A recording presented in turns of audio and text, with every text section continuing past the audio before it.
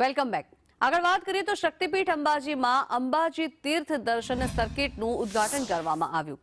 બનાસકાંઠાના કલેક્ટર અને મંદિરના વહીવટદાર દ્વારા અંબાજી તીર્થ દર્શન સર્કિટ બુકનું વિમોચન કરવામાં આવ્યું। અંબાજી મંદિરના ચાચર ચોકમાં ઉદ્ઘાટન સમારોહ પણ યોજાયો। અંબાજી તીર્થ દર્શન પ્રોજેક્ટ ગુજરાત પ્રવાસન વિભાગ અને અતુલ્ય વારસો સંસ્થા અને અંબાજી મંદિરના વહીવટદાર અને ટ્રસ્ટના સહયોગ આ કાર્યક્રમ હાથ ધરવામાં આવશે। અંબાજીમાં અલગ અલગ પૌરાણિક અને ઐતિહાસિક 12 જેટલા તીર્થ સ્થળોને અંબાજી તીર્થ દર્શન સર્કિટમાં સામેલ કરાયા છે।